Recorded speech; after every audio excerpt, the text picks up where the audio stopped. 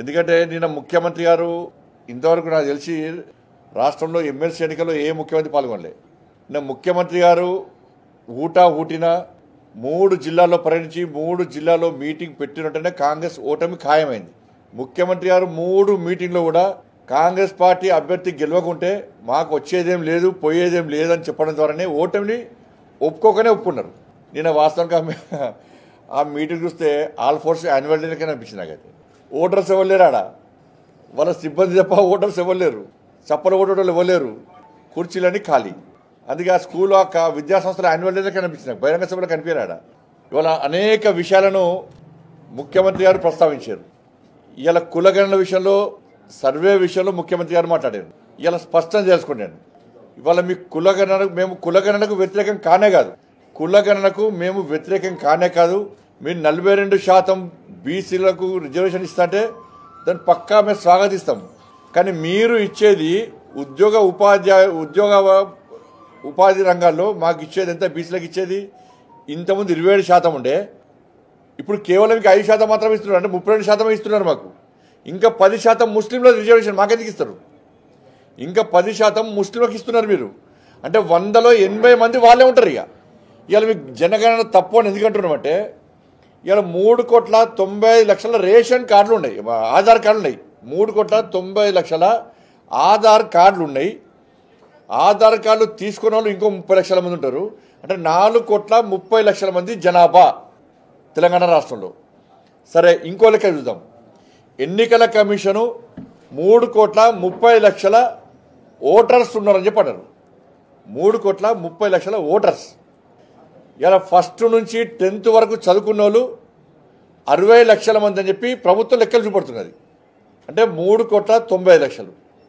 ఇప్పుడే పుట్టిన వాళ్ళు, ఒకటి చదువుకుని రాని వాళ్ళందరూ కూడా వాళ్ళు ఒక 30 లక్షలు ఉంటారు. అంటే ఆ లెక్క చూస్తే 4,30,00,000. 4,30,00,000 జనాభా అన్ని రకాలుగా చూసిన 4,30,00,000 జనాభా ఉన్నప్పుడు మీ సర్వేలో 3,70,00,000 అని ఏ విధంగా వస్తుంది? ఇంకా 60 లక్షల మంది ఏడికి పోయారు. మరి మీ సర్వేలో ఎందుకు రాలే? మీ కులగణన, మీ సర్వే ఏ విధంగా కరెక్ట్ అవుతుందో చెప్పండి. అధికారిక లెక్కలు చూసినా అనధికారిక లెక్కలు చూసినా కూడా 4,30,00,000 వస్తున్నది. కానీ మీ లెక్క మాత్రం 3,70,00,000. మిగతా 60 లక్షల మంది ఏడికి పోయారు. వాళ్ళు ఎస్టీలా, బీసీలా, ఓసీలా, ఎవరు వాళ్ళందరూ? మరి మీ లెక్క కరెక్ట్ ఎట్లయితుంది? ఇవాళ కేసీఆర్ గారు సమగ్ర సర్వే చేస్తే హిందువుల మొత్తం బీసీల జనాభా ఎంత అంటే 51%. ఇవాళ మీరు సర్వే చేస్తే 10%, మీరు సర్వే చేస్తే 46% వస్తున్నది బీసీ జనాభా. దానిలో ముస్లింలు కలిపితే 56% అవుతున్నది. మరి కేసీఆర్ ముస్లిం గురించి మాట్లాడారు. మరి హరీష్ రావు గారు, కేటీఆర్ గారు ఇదే అసెంబ్లీలో, ఇదే ప్రభుత్వాన్ని ప్రశ్నించిన అసెంబ్లీలో, మేము మా సర్వేలో 51% బీసీల జనాభా అయితే మీ సర్వేలో 46% బీసీల జనాభా ఎట్లయింది అన్నప్పుడు ఆ రోజు ఈ ముస్లింల ప్రస్తావన ఎందుకు తీసుకురాలి మీరు అసెంబ్లీలో? అప్పుడు ప్రస్తావన తీసుకురారు, ముస్లిం ఇష్యూ రాదు. కాబట్టి తెలంగాణ రాష్ట్ర ప్రభుత్వం బీసీలకు ఇచ్చే రిజర్వేషన్ ఎంత అంటే, ఇవ్వాలనుకుంటున్నటువంటి రిజర్వేషన్ ఎంత అంటే 32%. ఉపాధి వర్గ రంగాల్లో మాకు ఇచ్చేది, బీసీలకు ఇచ్చేది 32%. అంటే 5% మాత్రమే ఇస్తున్నారు. మేము పక్కా వ్యతిరేకమే. మేము 100% ముస్లింలను బీసీలో చేర్చడానికి పక్కా వ్యతిరేకము. ఉన్నారు ఇప్పటికే దిగుదేకుల కులాలు ఉన్నారు, కొన్ని కులాలు 2 కులాలు ఉన్నాయి. వాళ్ళు మొదటి నుంచి కూడా దీనిలో లాభం పోతున్నారు. వద్దన్నాం ఏమన్నా? గుజరాత్ ఇస్తలేరా, మధ్యప్రదేశ్ ఇస్తలేరా? ఇవన్నీ కాదు కదా. నువ్వు తెలంగాణ గురించి మాట్లాడు. గుజరాత్లో అభివృద్ధి ఎట్లా జరుగుతుందో దాని గురించి చర్చిద్దాం. మధ్యప్రదేశ్లో ఏ విధంగా జరుగుతుందో చర్చిద్దాం దాని మీద. మరి అక్కడ అనేక సంక్షేమ పథకాలు ఏ విధంగా మనతో చర్చిద్దాం. అభివృద్ధి విషయంలో పోలిక పోల్చుకోండి. వాళ్ళు మీరు ఇప్పుడు 12% ముస్లిం జనాభా ఉంటే 10% తీసుకొచ్చి బీసీలో కలిపితే ఇప్పుడు 100లో 80 మంది వాళ్ళే ఉంటారు.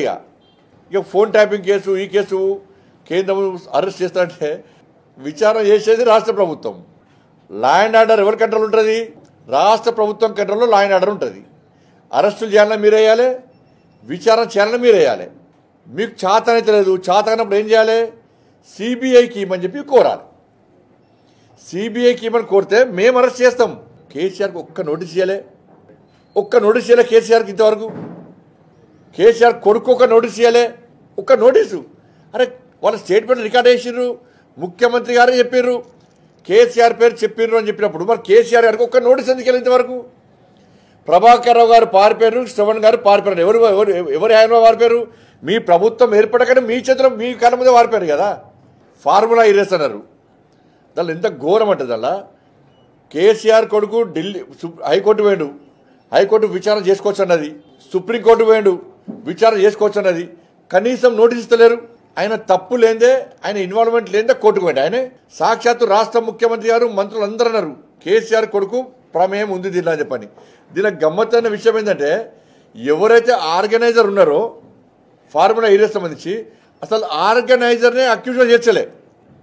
ఆర్గనైజర్ ఎవరైతే ఉన్నారో ఆర్గనైజర్నే అసలు అక్యూజ్గా చేర్చలే. కానీ విచారణ ఎడిపోతుంది? సుప్రీంకోర్టు ఇచ్చే, హైకోర్టు ఇచ్చే. మరి కేసీఆర్ కొడుకు ఎందుకు నోటీస్ ఇస్తలేవు? నువ్వు కనీసం నోటీస్ ఎందుకు ఇస్తలేవు? ఈ అరెస్ట్ ఎందుకు నోటీస్ ఇస్తలేవు?